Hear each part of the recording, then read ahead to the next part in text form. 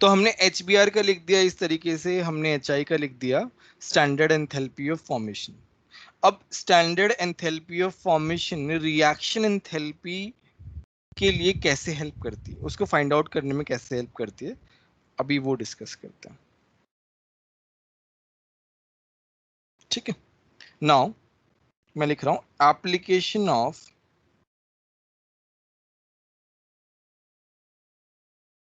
Standard enthalpy of formation.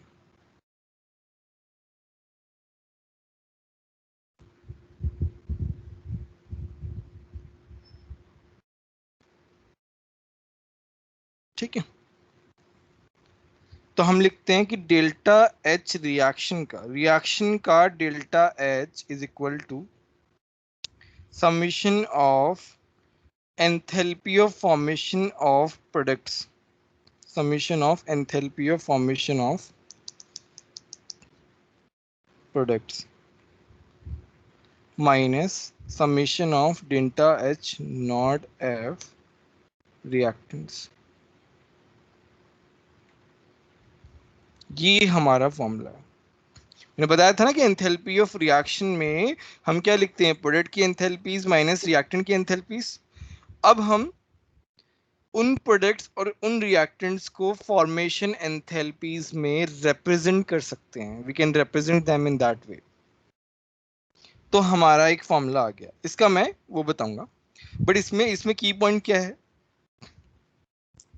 इसमें की point ये है कि delta H formation of elements in elemental state, जो एलिमेंटल स्टेट में प्रेजेंट है उनका delta H F assumed to be 0. Now what does this mean, that let's say you have delta HF naught O2 gas. Now O2 gas naturally occurring है, इसका 0 होगा। Delta HF naught Cl2 gas naturally occurring है, 0 होगा। Delta H naught F carbon graphite 0 होगा। Delta HF naught I2 solid 0 होगा। बताओ बात समझ में आई कि नहीं आई? Yes sir.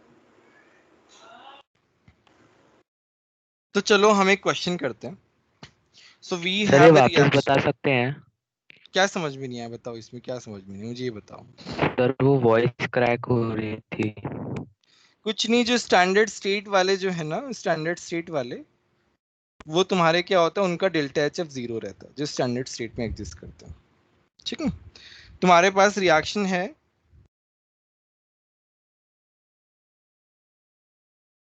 CH4 gas plus O2 gas converting into CO2 gas plus H2O liquid, इस तरीके से आएगा। नाउ मुझे लिखना है delta H reaction. Delta H R का मतलब क्या है, डेल्टा एच रिएक्शन। तो मैं कैसे लिखूंगा, delta H formation of CO2 gas plus twice into, देखो जो उसका कॉफिशिएंट है उससे मल्टीप्लाई हमको करना ही पड़ेगा, ध्यान रखना इस बात का। HF H2O लिक्विड, देखो O2 का 0 होता है तो हमें लिखने की जरूरत नहीं है, minus delta HF not CH4 gas. Now ये हमारा जो है ये पूछते हैं क्वेश्चन में। देखो these are very basic part और बहुत ही इंपॉर्टेंट है। अब बताओ कोई डाउट है क्या इसमें?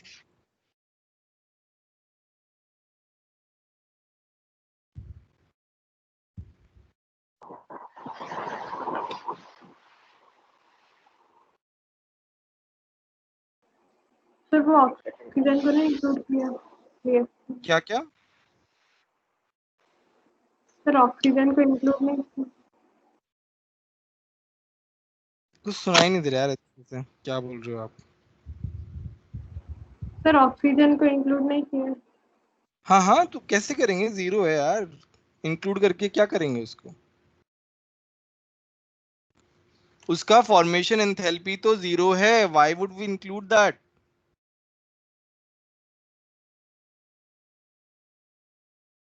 बोलो बात समझ में आई कि नहीं आई?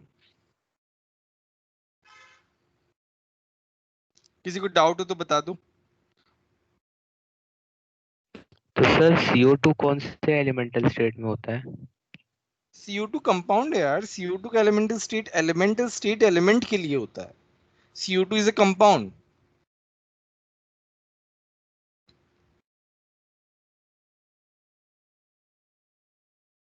एलिमेंटल स्टेट एलिमेंट्स के लिए है, ध्यान रखना इस बात का। डन, चलो आगे बढ़ते हैं हम लोग। सर आपने फिर CH4 का क्यों नहीं इंक्लूड किया? किसका? CH4 sir. किया तो सही था, तुमने देखा नहीं ध्यान से। CH4 सबसे लास्ट में लिखा था मैंने माइनस करके। ओके सर, वो रिएक्टेंट आखिरी में आता है ना। हाँ।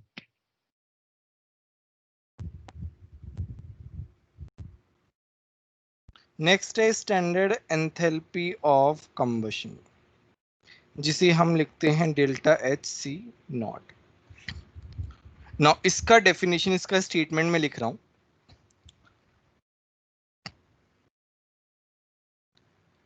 Energy released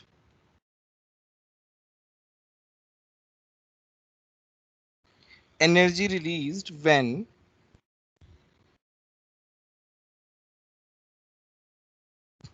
1 mole of compound, when 1 mole of compound is combusted in excess of O2 is called enthalpy of combustion.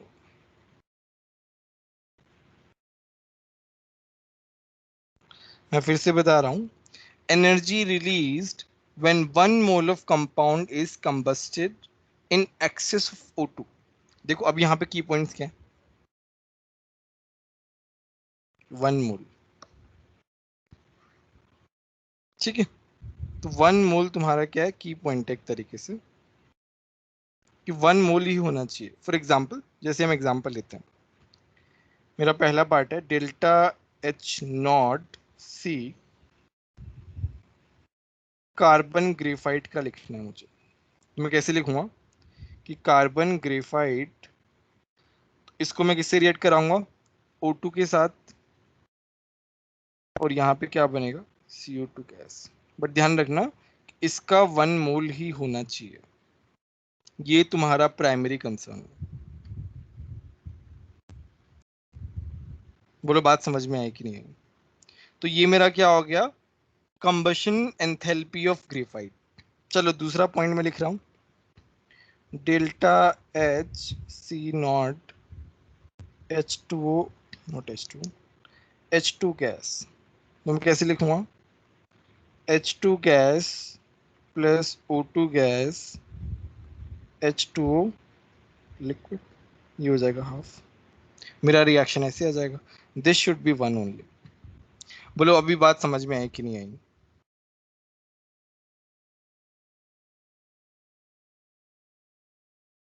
बोलो। Yes, sir. Yes Yes, sir. sir.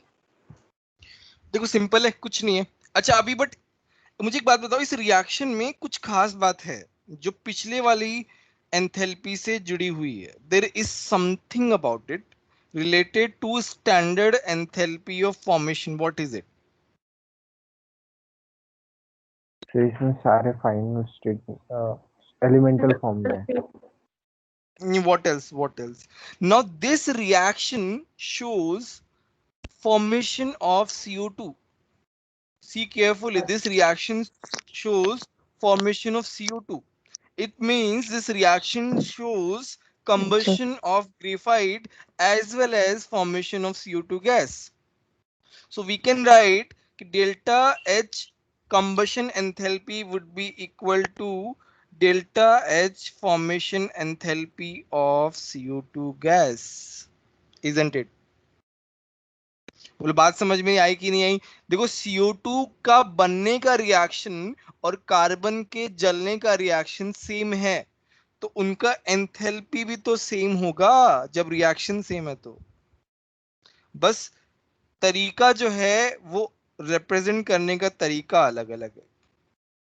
बोलो बात समझ में आई कि नहीं आई? सर ये समझ नहीं आया। Yes sir. अरे देखो रिएक्शन में बताओ CO2 अपन फॉर्मेशन एंथैल्पी में ये नहीं ये वाली रिएक्शन लिखी थी ना हमने, फॉर्मेशन एंथैल्पी में सेम रिएक्शन लिखी थी कि नहीं लिखी थी? Yes sir. तो उसमें सेम रिएक्शन लिखी थी, वहां पे ये लिखा था, यहाँ पे ऐसा लिख रहे हैं, तो दोनों बराबर हो गए ना।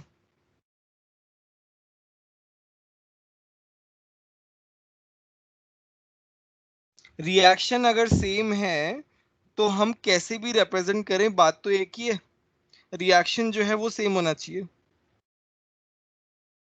मुझे एक बात बताओ, इस रिएक्शन को क्या मैं ऐसे नहीं लिख सकता क्या?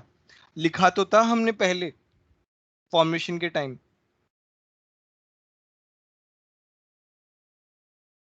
सर लेकिन अगर हम ऐसा H2O वाले में करें तो उसमें तो नहीं होगा ना, क्यों नहीं होगा क्योंकि उसमें? उसमें अगर हम हाइड्रोजन इसमें के ऐसे लिए 1 मोल लेंगे तो उसमें H2O के 2 मोल हो जाएंगे, जो कहाँ फॉर्मेशन में तो H2 एक के ही चाहिए। कहाँ हो रहे हैं 2 मोल? मुझे एक बात बताओ, कहाँ हो रहे हैं 2 मोल H2O के? इस रिएक्शन में कहीं 2 लिखा हुआ ही नहीं है। ओके राइट सर, हाँ सही है। तो यहाँ पे हम ऐसे लिख सकते हैं, इस रिएक्शन में भी तो ऐसे ही हो रहा है।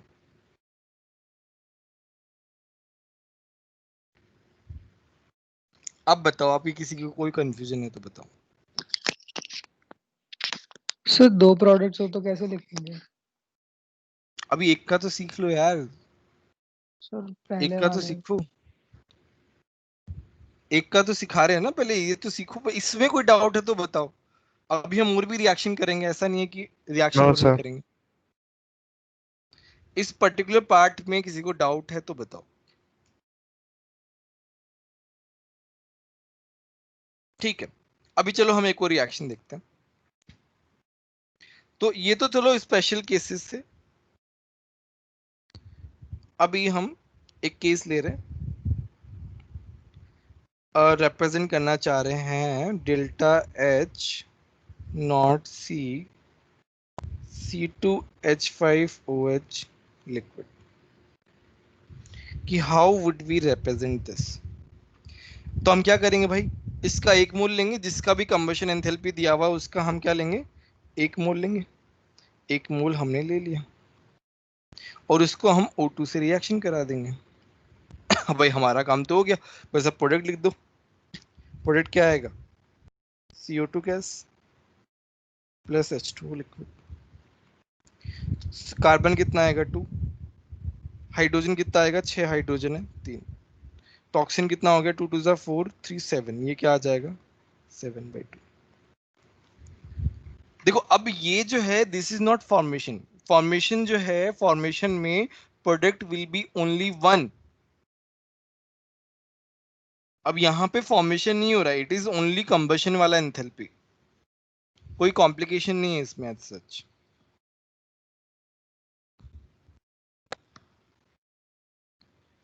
बताओ समझ में आया कि नहीं आया? सर इसमें मोल Yes, कैसे sir. देखेंगे? 1 मोल नहीं होना चाहिए प्रोडक्ट? अरे यार ये 1 मोल है, 1 मोल ये होना चाहिए। यहाँ पे क्या लिखा हुआ है, 1 मोल ऑफ कंपाउंड इज कंबस्टेड, जिसका कंबशन हो रहा है उसका 1 मोल लेना है। यहाँ पे लिखा तो है, यहाँ पे देखो हर जगह पे, हर किसी का 1 मोल पॉसिबल कैसे है? हम किसका ऑब्जर्व कर रहे हैं, जिसका कंबशन करा रहे हैं उसका 1 मोल होना चाहिए। यहाँ पे इसका 1 मोल है, इसका 1 मोल है और इसका 1 मोल है, बस इनसे ही मतलब है, बाकी से मतलब ही नहीं है। सर 7/2 की जगह पे 3 नहीं आना चाहिए? C2H5OH में भी एक O आ गया ना। Very good, very good.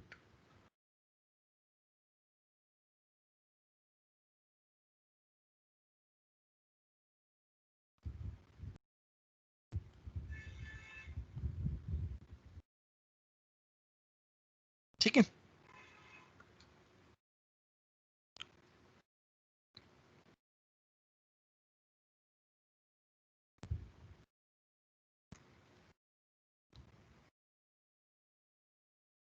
चलो हम और भी एग्जांपल्स करते हैं इसी में।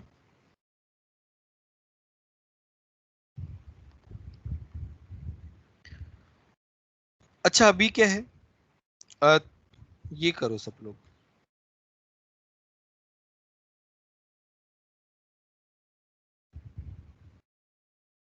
ये वाला करो।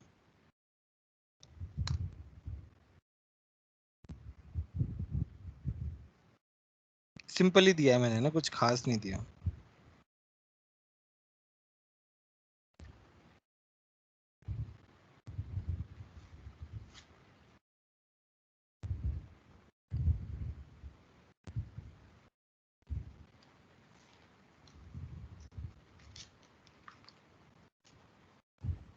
हो गया सर। कुछ है ही नहीं ना, सिंपल सा है। इसमें क्या है, CH4 का 1 मोल लेना है, O2 gas, CO2 gas plus H2O लिखो। तो यहाँ पे H2O कितना आ जाएगा, 2, यहाँ पे 2 आ गया बस।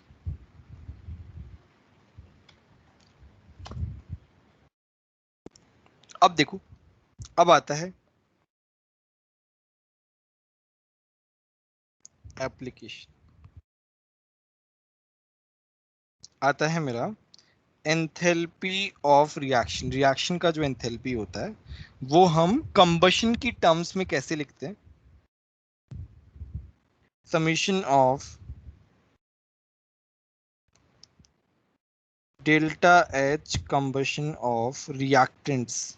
देखो यहाँ पे क्या हो गया, उल्टा हो गया, minus combustion of delta H0C products. No ये वाला फॉर्मूला हमारे लिए आता है। अच्छा अभी सब लोगों को होगा सर यहाँ पे रिएक्टेंट क्यों आया, प्रोडक्ट क्यों नहीं आया, राइट? सब लोगों को ये डाउट आ रहा होगा, सर पहले तो प्रोडक्ट आया था, अभी आप रिएक्टेंट कैसे बता रहे हो? तो देखो तुम्हारा जो फॉर्मेशन था, फॉर्मेशन जो था वो प्रोडक्ट डिपेंडेंट था ना, उसमें प्रोडक्ट डोमिनेंट था, वो प्रोडक्ट पे डिपेंडेंट था। तुम्हारा कंबशन जो है वो किस पे डिपेंडेंट है बताओ? रिएक्टेंट। रिएक्टेंट पे डिपेंडेंट है, वो रिएक्टेंट को देखता है। रिएक्टेंट। इसीलिए यहाँ पे पहले रिएक्टेंट आया है और उसके बाद में प्रोडक्ट आया है, ये रीजन है।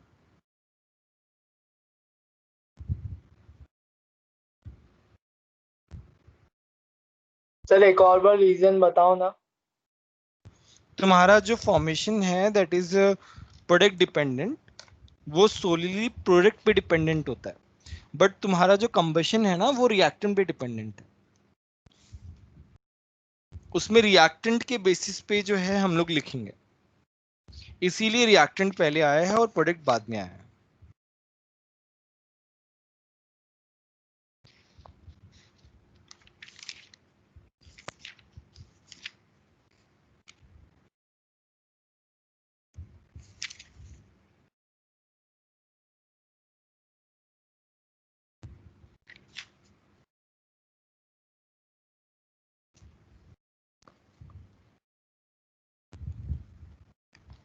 बोलो किसी को डाउट है क्या अभी तक?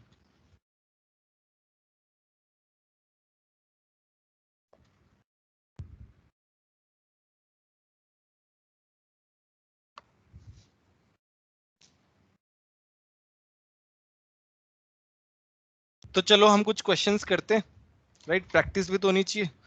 तो हम Na के क्वेश्चंस कर रहे हैं।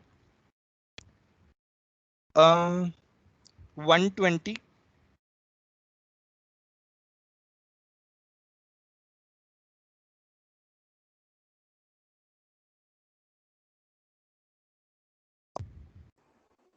सर कौन सा क्वेश्चन? 120 123 ये 2 क्वेश्चन करो सब